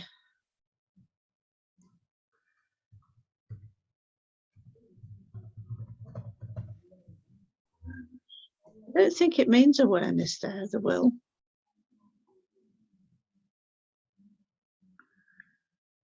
It's will in the sense of intention, isn't it? Or is it desire? Yeah. Yeah. No, or aim, But desire. the reason we translate it is because we're trying to get away from the idea that God has a desire. Yeah. Because God has no, that's a contradiction in terms. God has no desire or intention or aim or goal because God is. That's it. So awareness sort of points you to, beyond the idea of God has some kind of will or intention. Can you just say, and any limitation on your power is not of God?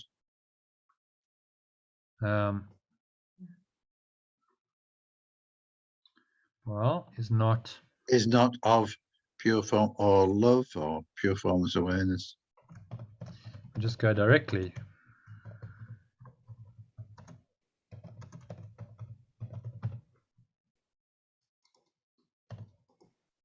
Oh, I think that's nice. Do you want to read that sentence? Let's just start. What you experience when you deny your source is still for your protection. The power of your awareness cannot be lessened without the intervention of pure formless awareness of perfect love against it. And any limitation on your power is not pure formless awareness of perfect love. Yeah, that makes sense. The will of God is just this awareness. That's the will of God, pure formless awareness of perfect love. So any limitation is not this awareness. Something else. You've invented another awareness. Therefore, look only to the power that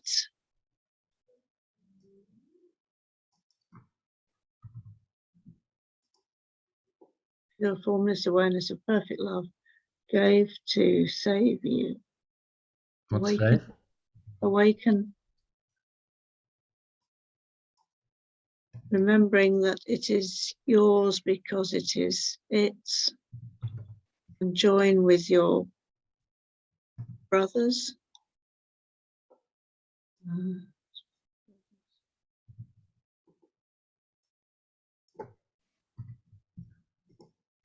Join with your companions in its peace. Oh, that's a good one. Well done, Sue. I missed that. That's the advantage of having many minds and eyes. It's like, let's get all the translations. Okay, so I'm going to read it from the top. Could you try to make pure formless awareness of perfect love homeless and know that you are at home? Okay, I'll stop there. Can you explain that to me?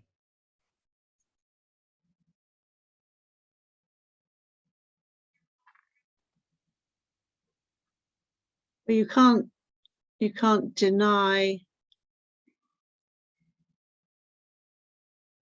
you can't deny that God exists and know that you are part of God. Yeah, that's another way of saying it. You deny its home in you, because its awareness is your awareness. Then how can you know you are at home? How can you ever feel like you're safe and at home and comfortable?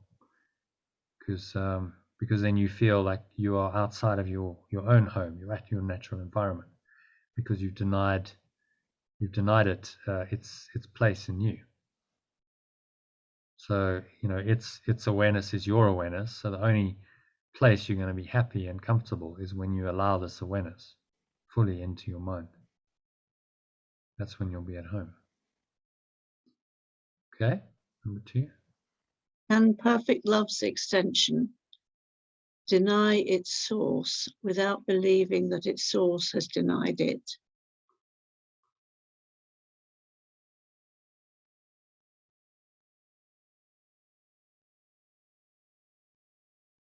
So can we deny God without believing that God has denied us? I think the source has denied it.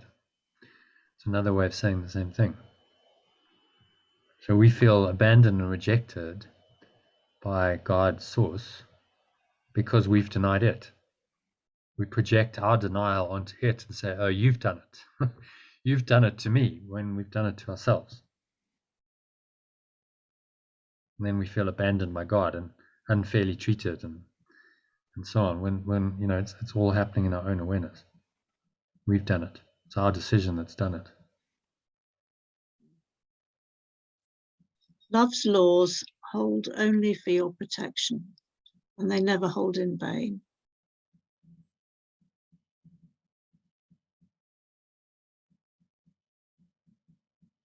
Okay. Understand that? So the laws of God are love. I'd say read number 4, because that explains it. What you experience when you deny your source is still for your protection.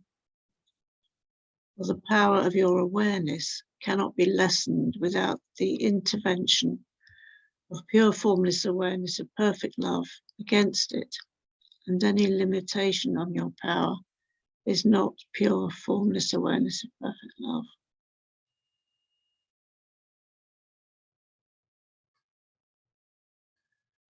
Power of your awareness cannot be lessened without the intervention.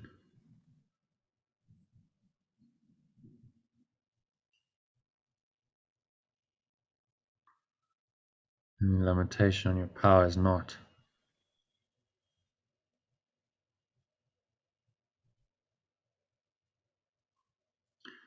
So in other words, God is not going to limit your power.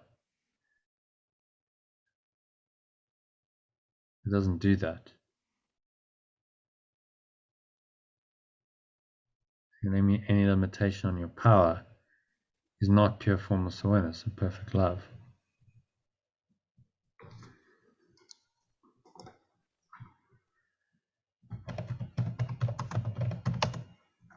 Could add in coming from, not the will of God.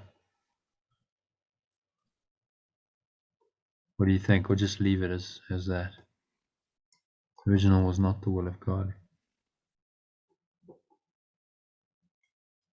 I think it helps actually bring it. To say coming from. Yeah.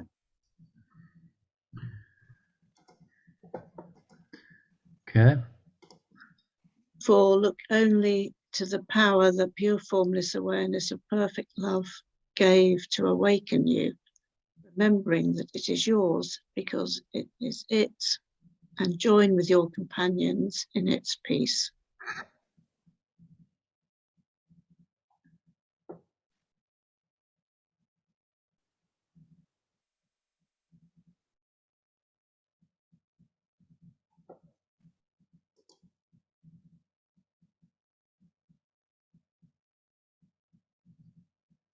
Yeah, it needs only that. It. So he's talking about the power.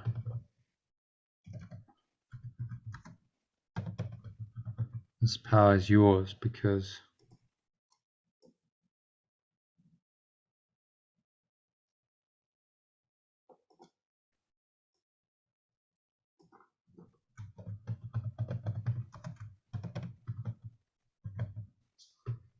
read that last sentence again.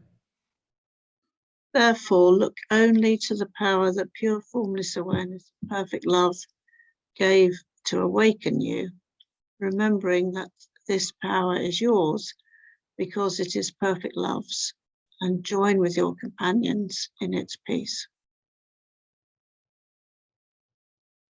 Yeah? Does that make sense? Yeah. Okay, we give a little summary of number 2.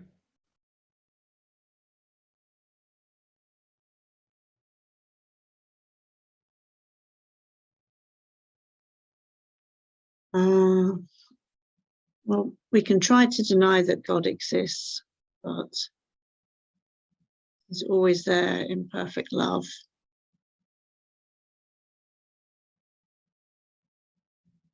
Yeah. And the first point was, can you deny it without believing that it has denied you?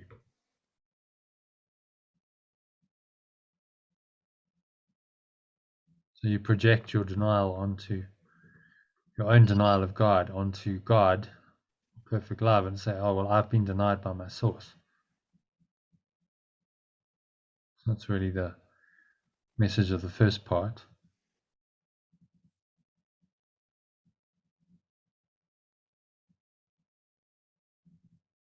What you experience when you deny. So do you understand the logic that what you experience when you deny your source is still for your protection, for the power of your awareness cannot be lessened without the intervention of pure formless awareness, perfect love against it, and any limitation on your power is not coming from your formless awareness of perfect love. You understand that? Number 4. Why it's still for your protection.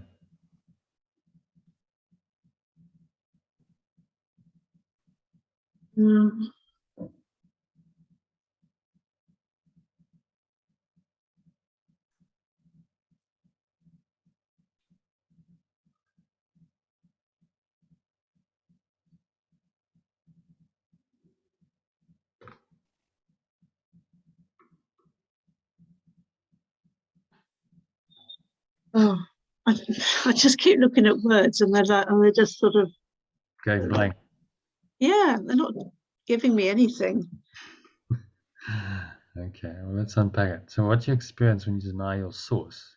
Okay, so you're going to experience disconnection, pain, suffering, lack, and so on. Still for your protection, for the power of your awareness cannot be lessened without the intervention of pure formless awareness of perfect love against it. Okay? Any limitation on your power is not coming from pure formless awareness of perfect love. Okay? So this awareness cannot deny the power of your own awareness. That's impossible. Right? It simply is your awareness. It's still happening for your protection. Because he's saying your mind has this power. Your mind has infinite, limitless power. And if you misuse it, as we do when we believe in the ego, then he's not denying our power. It's simply saying it's a misuse of the power. The power remains, but you need to correct your mind's belief. So you're not trying to diminish the power of the mind. In fact, we're trying to increase and strengthen it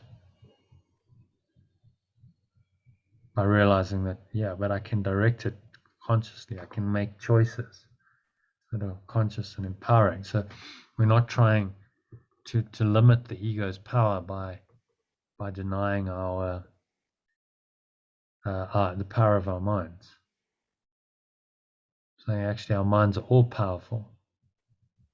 So there are no limits on it, because those very limitations on your power are not coming from pure formless awareness of perfect love.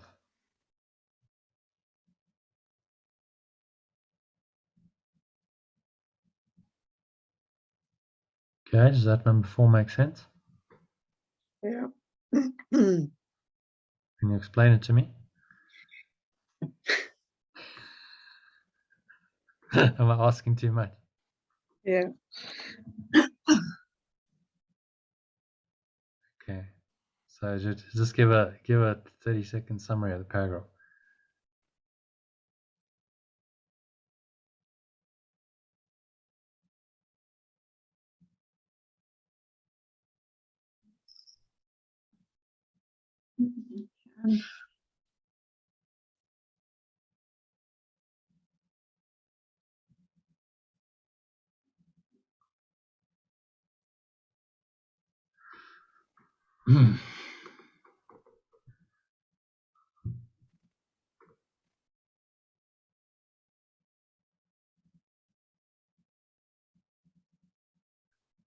Oh, I'm sorry, I don't think I can. I'm just completely blank.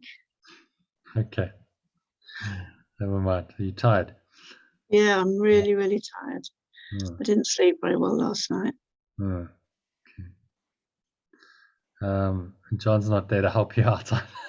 No, he's abandoned me. Don't have your wingman. Yeah. Well, all he's saying here is, we can't deny our source without believing that our source has denied us. So we project our own denial as abandonment, and we go, well, we've now been abandoned or denied.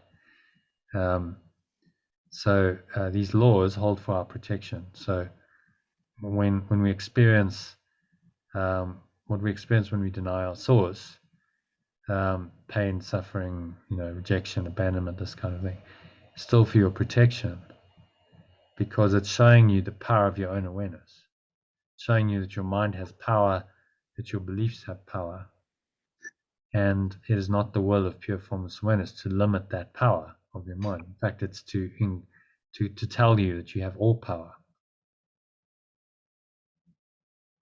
You have all power, and so you cannot escape from this conundrum by limiting your power in any way. Rather, you must accept, look only to the power that pure formless awareness of perfect love gave to awaken you. Remembering that this power is yours because it is perfect love's.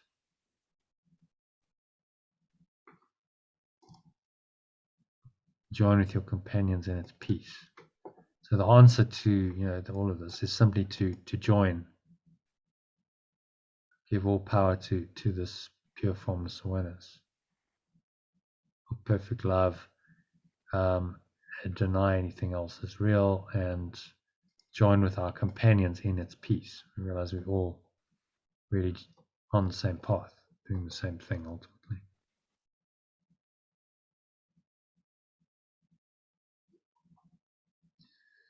Okay, happy with number 2?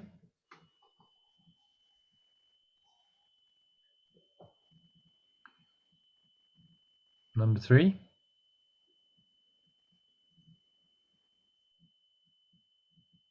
I think it's John's turn, but he's busy. Yeah.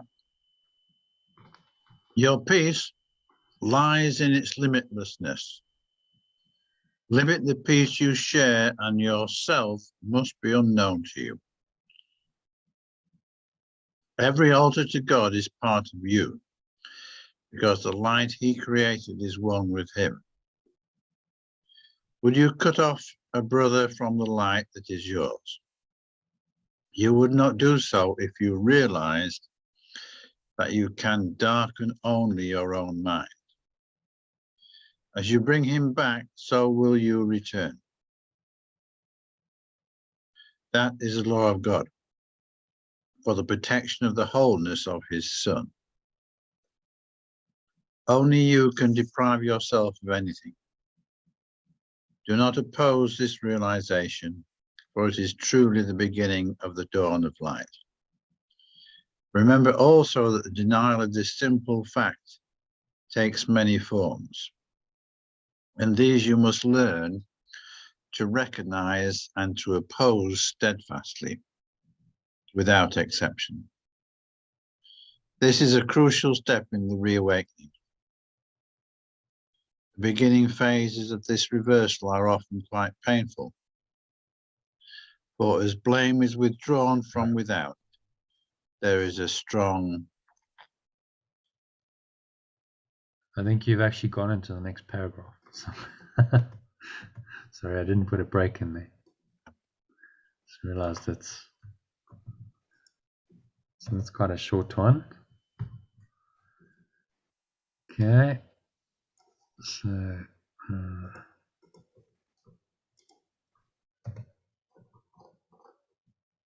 go into alternative.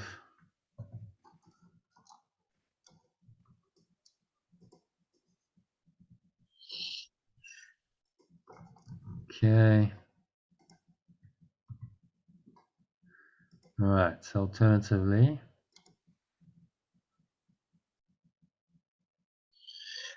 your peace lies in its limitlessness.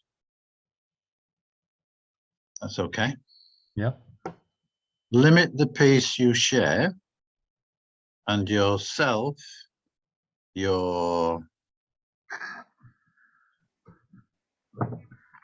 I think self is okay. We don't really have a translation for self.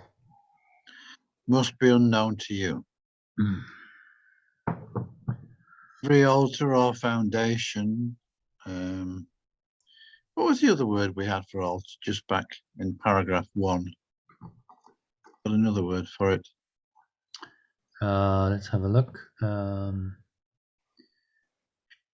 His place in his own altar. I think I used awareness. You're denying perfect love its place in its own awareness. Right. So maybe that works. Let's have a look. The altar to God. Every is part of you. Every foundation the light he created is one with him.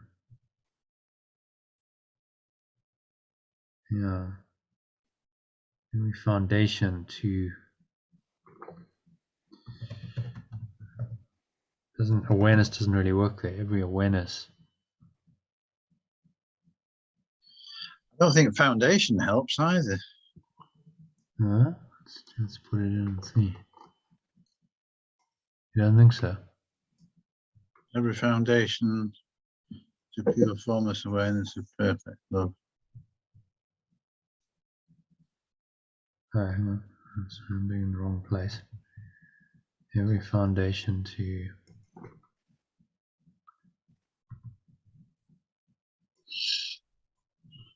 okay, so it's a foundation. It doesn't alter. Doesn't it mean teaching in this case, or the principle, every idea, belief system? Every altar. Well, that's the idea. An altar is a foundation of a thought system. But part of you. How about testament? Yeah. Will that work?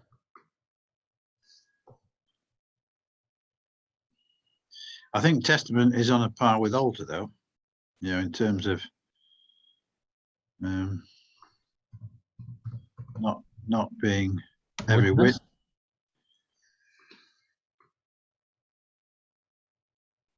Yeah, possibly. Yeah, every witness.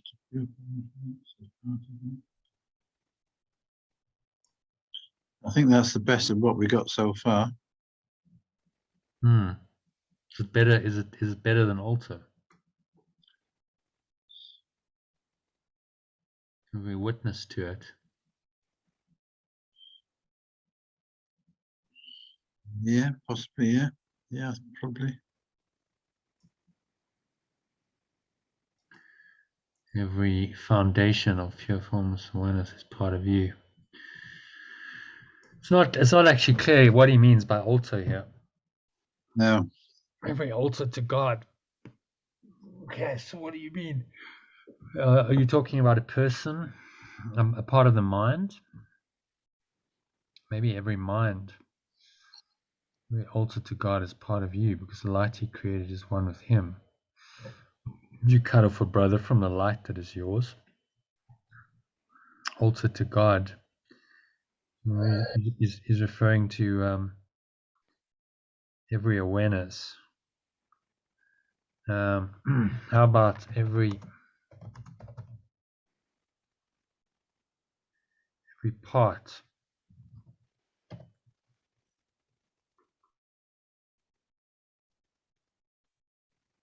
Yeah. Part? Yeah, part of. Yeah. The two, part of. Yeah. Part of pure formless awareness. Not perfect love. So that needs to change then. Every part of perfect love is part of you. It would seem to indicate part, given what he's done there, that's actually what he means. Every altar to God is part of you. Every part of God is part of you. I think part's probably the best translation here.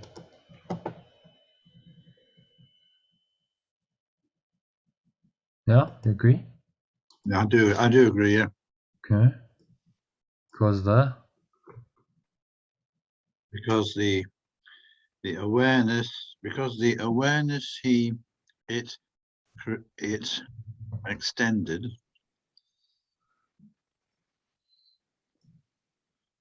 True awareness or whole awareness. That's yeah. True whole awareness. No, I think let's stick to true. So true awareness. It created is one with self. And extended, yeah.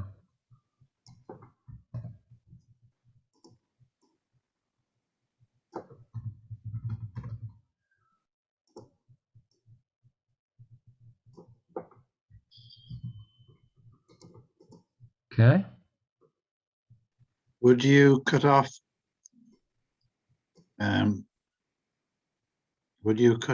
a, what did Sue use? Companion from the light, that is yours. Yeah, will you cut off a companion from the true awareness that is yours? You would not do so if you realize that you can darken only your own mind. Okay, darken, yes.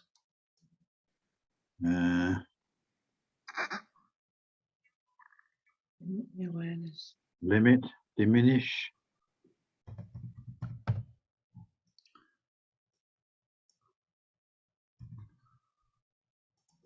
You can limit only your own.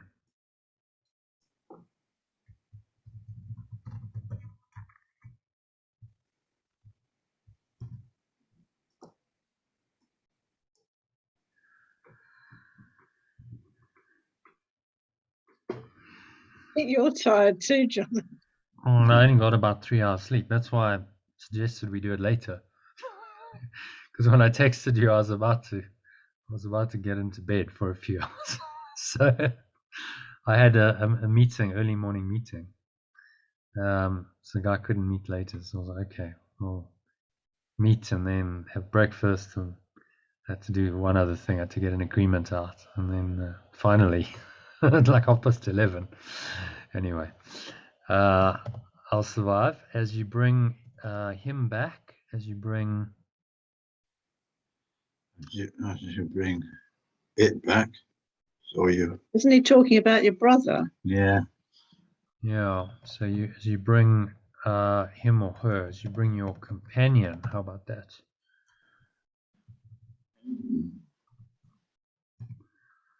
So will you return.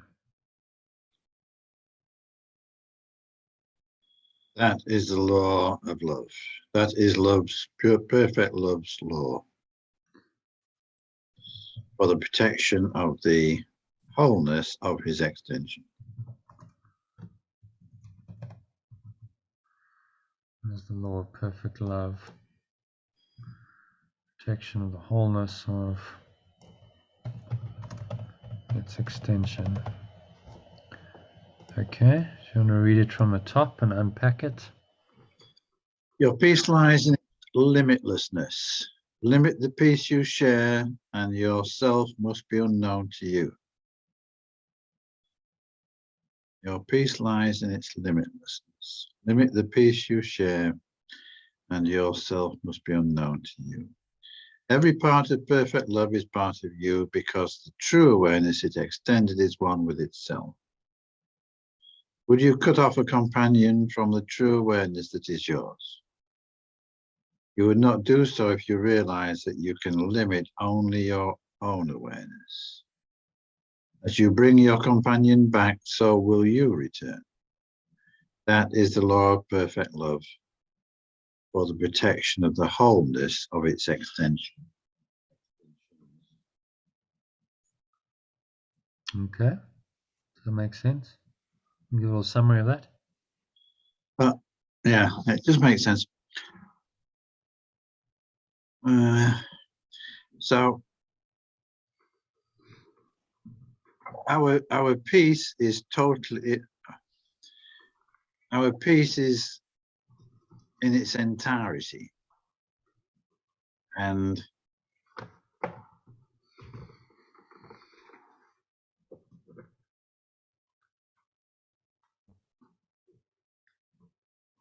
just carry on, John. I'm just going to move and relocate.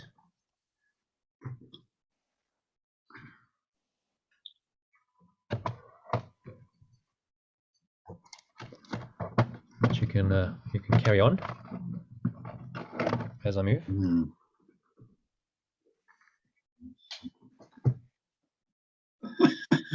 We've now got a bit of a blockage on the screen, Jono.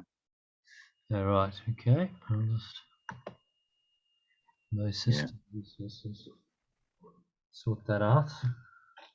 The essence of our peace is in its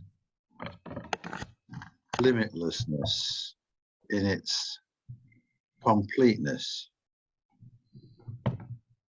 If we limit that,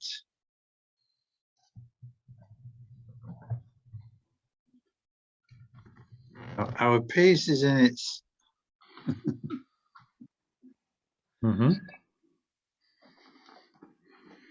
is in its fullness, and if